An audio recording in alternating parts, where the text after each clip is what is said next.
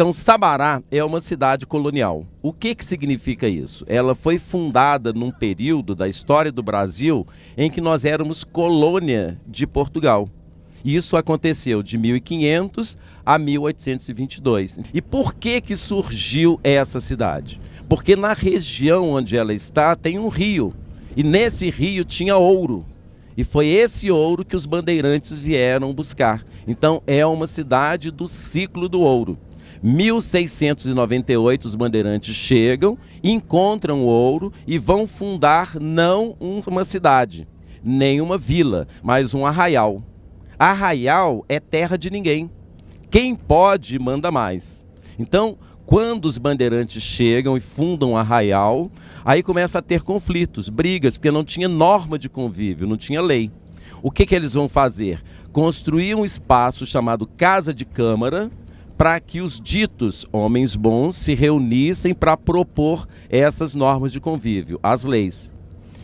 Eles vão colocar junto a essa casa de câmara um padrão de pedra com uma esfera armilar em cima, que a gente chama de pelourinho, para dar validade às leis. O que dava validade a uma lei? A leitura dela em praça pública junto ao pelourinho. Alguma pergunta?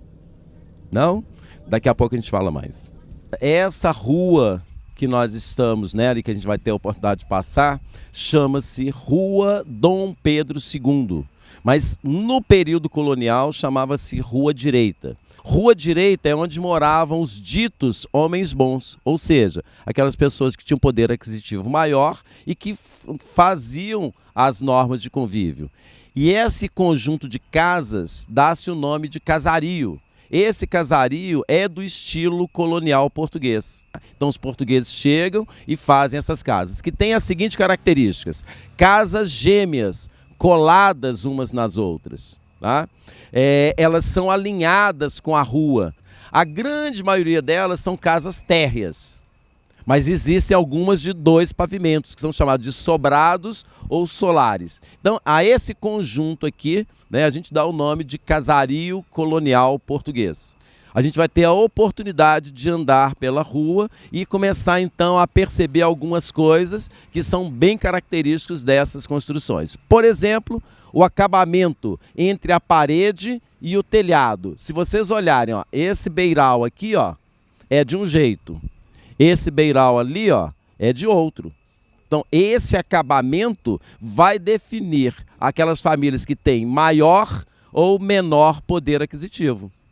Muitas dessas casas têm pátios.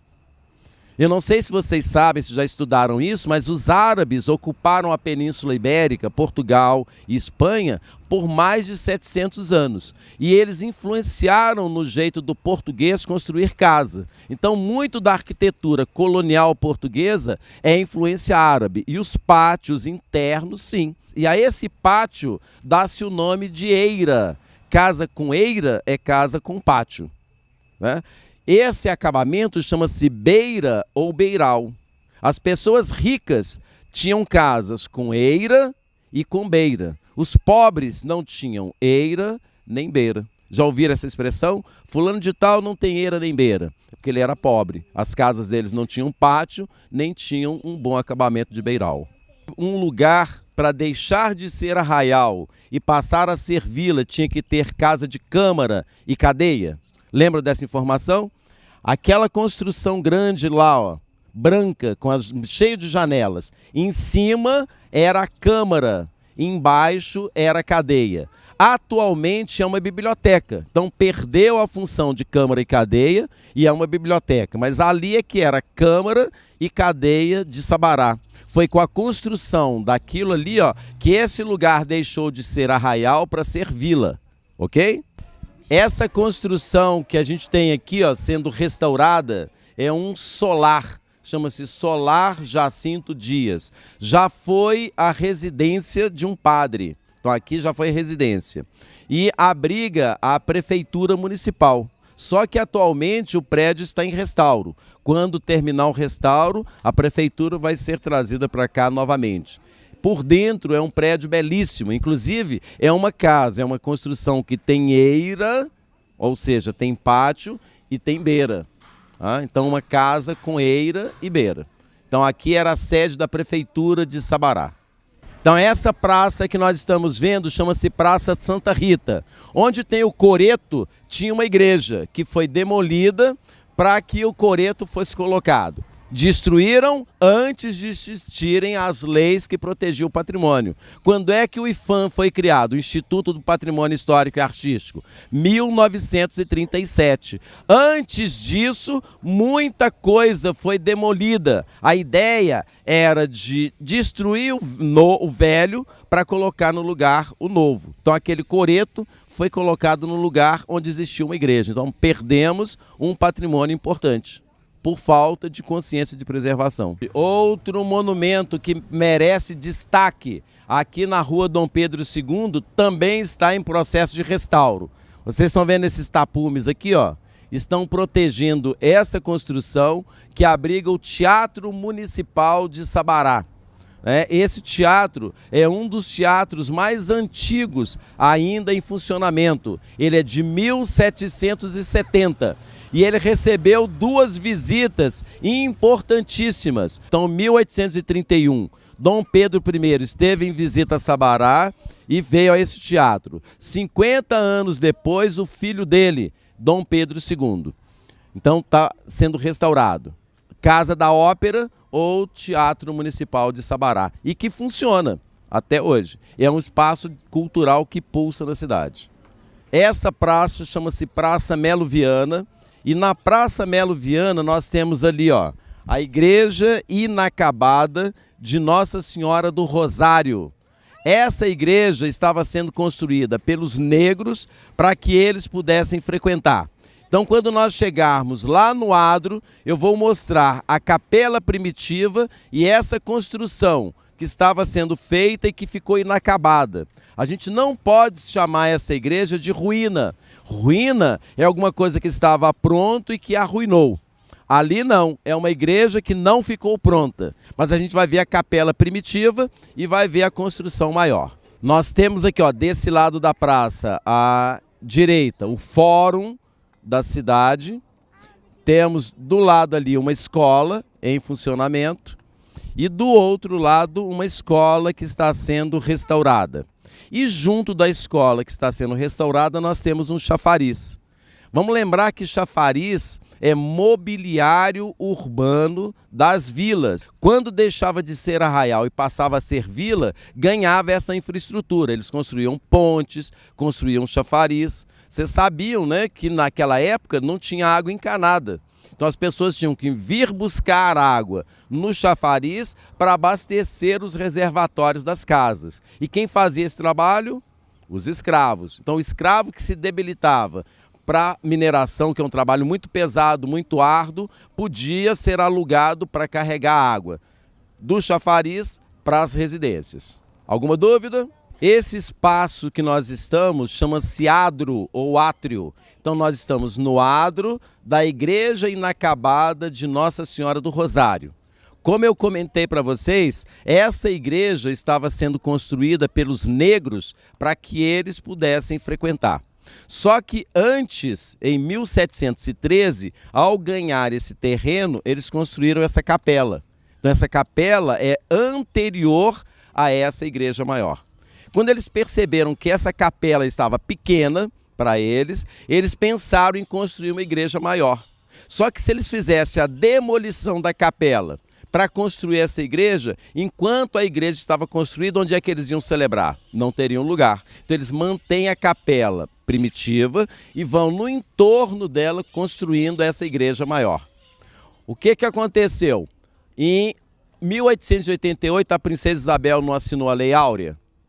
A igreja não estava ainda em construção. Com a liberdade, o que eles fizeram? Foram embora e deixaram a igreja inacabada. Então a gente tem a capela primitiva pronta e essa igreja maior inacabada, sem o telhado, sem o acabamento. Sim, e é interessante a gente pensar o seguinte: se eles estavam construindo, os negros, sozinhos, se eles estavam construindo essa igreja para eles, eles não eram escravos? Que hora que eles trabalhavam para eles? No horário de folga. Enquanto descansa, carrega a pedra. Não tem esse ditado? Olha a grossura das paredes, olha o tanto que essa igreja ia ser monumental. Exatamente isso. Quando a igreja estivesse já com telhado, só na fase de acabamento, eles fariam a demolição da capela. Perfeito. Nós estamos indo para uma igreja conhecida como Nossa Senhora da Expectação do Parto. Expectar parto é estar grávida, à espera de um filho. Então, Nossa Senhora grávida é Nossa Senhora da Expectação do Parto. Só que a Igreja Católica foi muito resistente à representação de Nossa Senhora barriguda. Então, os artistas que conseguiram, tanto em pintura quanto em escultura, não fizeram ela com a barriga muito grande, senão a igreja não permitia. Então, quando a gente chegar na igreja, a gente vai ver que Nossa Senhora está grávida. Por isso, Nossa Senhora da Expectação do Parto. Por que então chamar a Igrejinha do Ó ou Nossa Senhora do Ó? Nessas igrejas, no período que antecede o Natal, são realizadas novenas. E nessas novenas, as orações começam sempre com Ó, se referindo ao menino que vai nascer. Ó Adonias, ó Raiz de Jessé, ó Jeová, ó Salvador. Aí ficou Nossa Senhora do Ó, ou Igrejinha do Ó. Essa casa aqui, número 153, é onde morou Antônio Francisco Lisboa, Aleijadinho, quando ele trabalhou aqui em Sabará. O nome dessa igreja é Igreja de Nossa Senhora da Expectação do Parto, ou seja, Nossa Senhora grávida. Se vocês olharem aquela imagem em destaque, é Nossa Senhora grávida. Ah, mas nem parece, porque a barriga não está muito grande. Lembra que eu falei da resistência da igreja em aceitar imagens ou pinturas de Nossa Senhora com a barriga muito grande? Então, por isso, ela está com a barriga um pouco pequena, mas é Nossa Senhora grávida. Por que Nossa Senhora do Ó?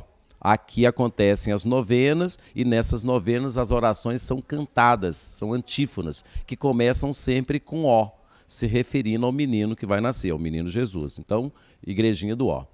Essa igreja é do início do século XVIII. Ela provavelmente foi construída aqui entre 1717 e 1719. Em 1720, essa igreja já estava aqui. E o estilo dela, barroco. Português, ele é dividido em 3 períodos: nacional português, joanino e rococó. Essa igreja representa o jeito que se começou a fazer a arte barroca em Portugal. E algumas características são bem evidentes. Estão vendo esses painéis aqui, ó? Não lembram paisagens orientais? São as chinesices. Chinesice é característica do barroco nacional português. Se vocês olharem, o trono onde está a Nossa Senhora não lembra um cântaro? Não é um vaso oriental? E isso é chinesice. Essas colunas aqui, ó, elas são torças.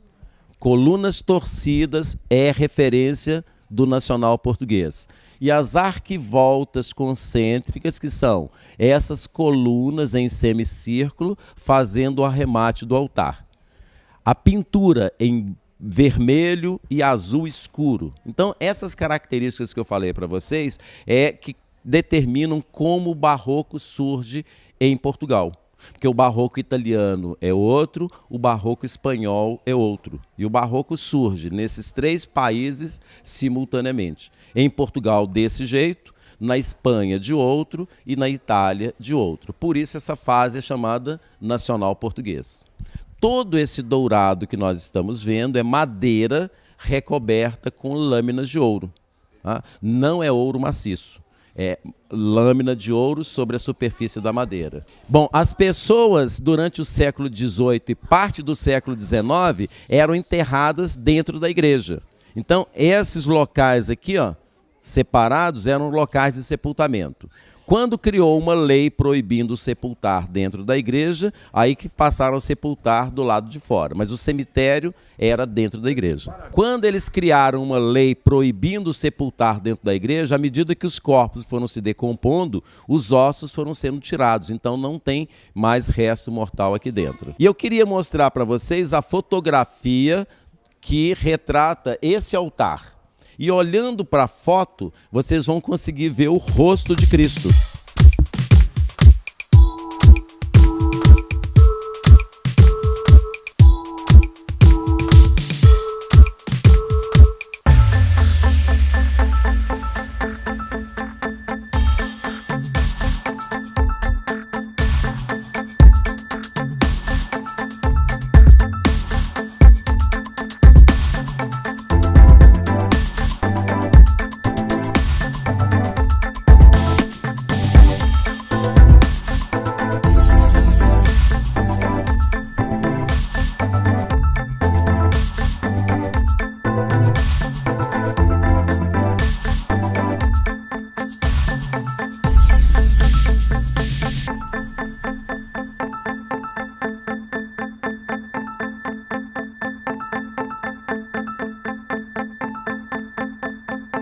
Este calçamento lembra o doce feito com rapadura e amendoim, os pés de moleque. Por isso o calçamento chama-se pé de moleque. São seixos rolados, retirado do leito dos rios. Bom, essa construção que a gente está em frente a ela, a função dela não era ser museu. Era ser uma residência onde morava o intendente na parte de cima e a parte de baixo ele usava para fazer a fundição do ouro.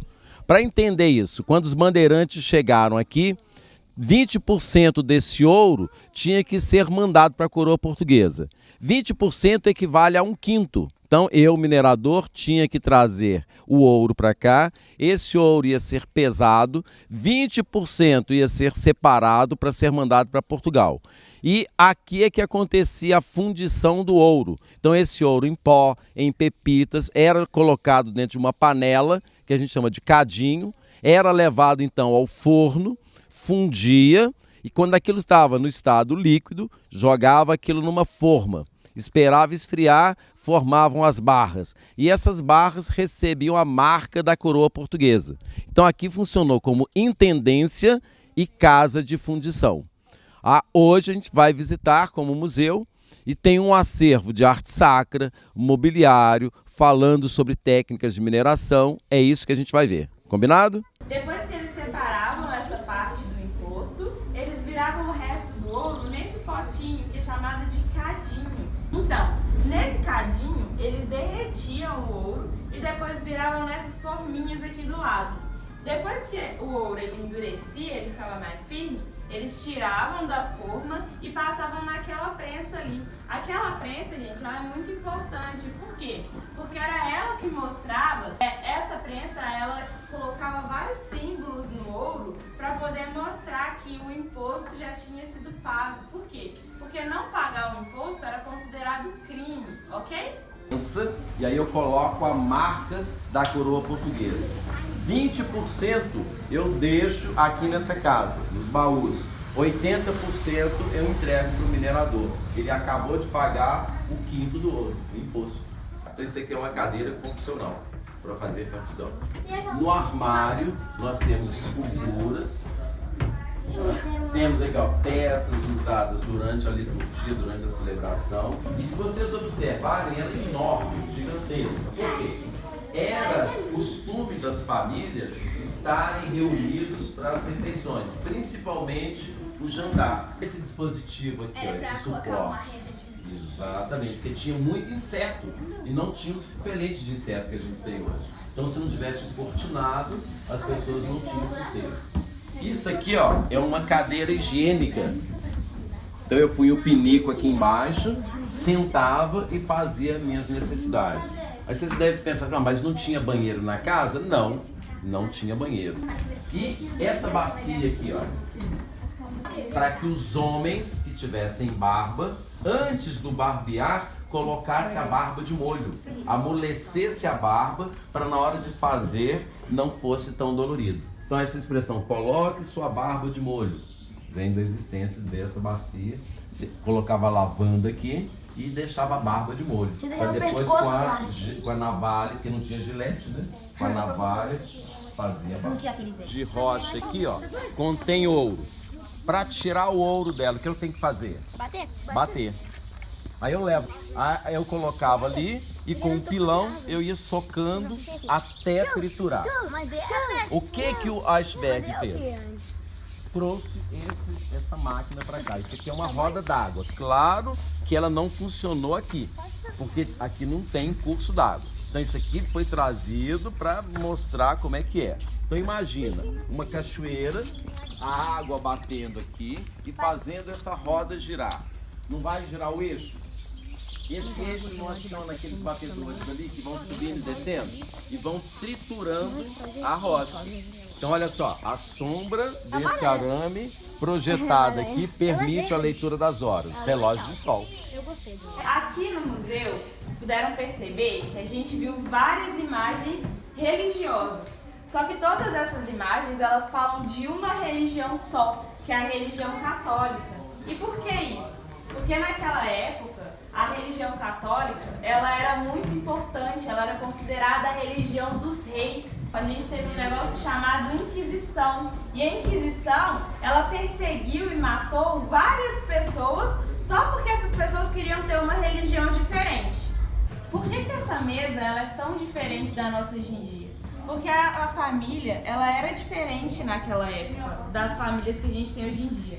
O que acontecia era que geralmente a mulher, ela saía da casa dos pais dela e ia morar na casa dos pais do marido dela, junto com o marido dela. Então lá eles se casavam, eles tinham filhos e todo mundo continuava morando na mesma casa. É por isso que a gente também tem esses canapés do lado, porque as pessoas também costumavam almoçar nos canapés, porque as mesas, apesar de serem grandes, com várias cadeiras, elas não tinha mais gente do que tinha cadeira, digamos assim. Então eles continuavam almoçando nos canapés ou em outros assentos que eles colocavam na sala de jantar, ok? Essa igreja que está aqui do nosso lado é a igreja da Ordem Terceira de Nossa Senhora do Carmo. O que é curioso a gente perceber nessa igreja é que o cemitério não é nos fundos nem do lado, é na frente da igreja. E quando a gente passar para o outro lado, a gente vai ver que na fachada da igreja tem esculturas em pedra, feitas por Antônio Francisco Lisboa, o Aleijadinho. Então, Igreja da Ordem Terceira de Nossa Senhora do Carmo, fachada com obras do Aleijadinho e o cemitério na frente. Vamos lá para ver isso?